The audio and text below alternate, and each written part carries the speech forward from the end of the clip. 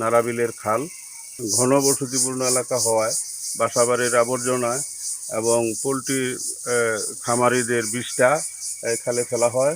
এই খালের অযত্ন এবং অবহেলায় এই খালটি এখন আবার ব্যবহারের অনুপযোগী হয়ে পড়েছে। এই খালটি ফুলবাড়িয়া পৌরসভাধীন নারাবিলের খাল। এই খালটি পার ঘেঁষে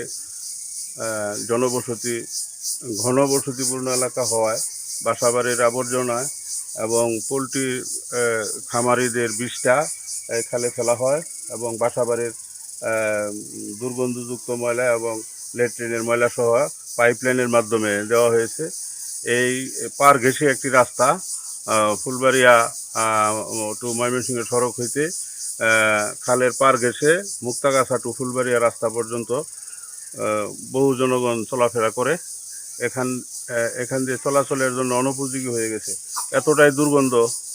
পাশে একটি মাদ্রাসা রয়েছে, মাদ্রাসার ছাত্ররা অস্বাস্থ্যকর পরিবেশে ক্যাম্পাসের ভিতরেই থাকে, কিন্তু বাহিরে দুর্গন্ধে থাকা যায় না। এই খালটি ইতিপূর্বে শহীদ প্রেসিডেন্ট জিয়াউর রহমান খনন করে গিয়েছিলেন। এর পরবর্তীতে এই খালের অযত্ন এবং অবহেলায় এই খালটি এখন আবার ব্যবহারের অনুপযোগী হয়ে পড়েছে। তো প্রশাসনের কাছে আমার নিবেদন, এই খালটি যেন পুনঃখনন করা হয় এবং এই স্বাস্থ্যকর পরিবেশ যেন ফিরিয়ে আনা হয় পৌরসভার মাধ্যমে। গন্ধ বেশি, এইখানে দিন সাপ হয় না, পানি হলে তো খুঁজে দিলে তো ভালোই হইতো। মানুষ যায় মাদ্রাসা আছে, মানুষ যায় বিন্দু তো পরিষ্কার করে দিলে সব কিছু যাইতো গা, তাহলে আমার এই জিনিসটা একটু ভালো হতো। এটা তো অনেক আগে আমরা শুরু হয়েছিলাম যেরকম সবাই এই খালটা খনন করে ঠিক আছে। ও হানা আবার এরপরে আর কোনো একবার একটু সাইড হয়ে গেছে, আবার ময়লা বয়ে গেছে গা।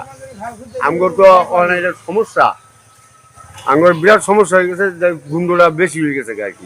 তো আগে তো বাড়িঘর কম ছিল, আমার বাড়িঘর বেশি, ময়লা ময়লা ফালাইয়া খালটা ভরে গেছে আগে তো অনেকটা। আমরা এটা করে দেন তাহলে আমার একটু ভালো হইতো আর কি।